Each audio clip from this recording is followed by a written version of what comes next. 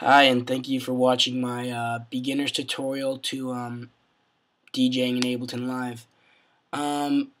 Now, I've been DJing for about 2 years, and it took me a little while to develop this, but I'll show you some of the techniques that I've learned on my own and through help by watching YouTube videos. The first thing I want to say is you want to take note of what audio card you have. For instance, I'm using a MacBook Pro right now, 13-inch, so it only has one audio output. It has a stereo output, which is good when you just want to listen to music. It's not good when you're DJing and you need to cue and master. So what I've done is I've actually gotten myself a audio card, a USB audio card you can plug in, and I can plug in my headphones as well as my master out that goes to my mixer or my computer speakers or something like that. Now, when you originally open the program, none of these are going to be clicked off. What you're going to want to do is you're going to want to hit the input-output button. What this does is it shows you that what the cue is set to and what the master is set to. Now, we listen to stereo music, so it's got 1, 2. It's got a stereo system. You can see I can also choose 3, 4 because of my audio card. But for the purposes of this demo, I'm going to choose 1 for the cue and 2 for the master. This is so that you can hear the difference, because the cue will be going through the left and the master will be going through the right speaker. You'll see that this solo button just changed in color. You can now click the solo button so that it turns into a cue button.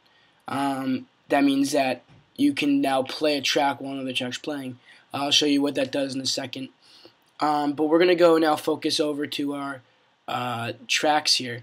And I'll get into MIDI tracks in some of the advanced tutorials, but for this beginner tutorial, we can click on it and hit our delete button and delete that. We will insert another audio track. We're using audio because we want to use waveform. I'll talk about MIDI tracks later, but if you're just putting in a song, something like that, we're just going to use a waveform. I'll drag 2 songs in here. I've got them in my browser in these preset folders. Let me choose another one. Something that's... Here we go. Now, I've already had these songs run through my Ableton Live system, so they're already warped. They're already how I like them. They have little files set up that Ableton makes that makes it exactly the warping you want. You can watch videos on how to warp on YouTube and things like that. This tutorial is not going to cover that. But if I click on my waveform, I can see now what the song looks like for both songs. What I'm going to do next is I'm going to hit my crossfader button right here. Now this crossfader comes up. You can see it right here. Now, optimally, what you're going to want to do is you're going to want to get a MIDI controller with like a knob or something, or a crossfader or something of the sort. Assign the MIDI to that. So we'll assign MIDI to that. You can click the MIDI up here, or you can do what I like to do. Click Control M. Now I'm going to click the button, choose a knob, and now I have the ability to move that thing with my knob. Nice smooth action. Now we're going to go over to our audio clips over here.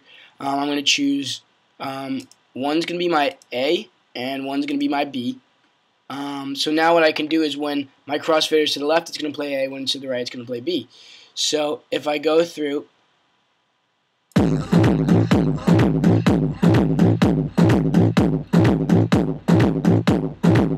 a little loud. I'm playing one song, and because of the greatness of Ableton, what I can actually do is I can actually change the tempo. So I'm going to turn it up to 132. That's what I like to hear. Now you see here it gets a little faster. Now what Ableton actually does is it allows us to have 2 different tracks at 2 different beats per minute and have them play together at the same beats per minute, so you never get train tracks or zip or whatever they call it. So everything, all the beats match up perfectly. So if I play this other one, you can see my delay for how long it will play is right here. I can have 1 bar, 4 bars, 8 bars, and it'll count from the beginning. So now I can turn my crossfader, and we don't lose a beat, which is nice. So those are some of the basics. That's about crossfading, things like that. Oh, queuing. You might not be able to hear right now, but if I hit my cue, I have something now coming out of my right speaker that's different than my left speaker because I'm listening to that original song. You can see that the volume is still 0. If I turn this all the way down, you can hear my cue song playing though, which is the same song. If I crossfade it, it's that song. So those are what you do with those are the things you do with crossfading and things like that. Those are really the basics. That's what I started off learning. You kind of just take it to another level though. You make your own things, you add your own stuff, and it becomes your really own live performance. It's really nice to see yourself add something, add effects. But those are the basics, and if you stay tuned for some more of my demos, I will show you how to do effects, things like that, and a few other tricks. Thank you.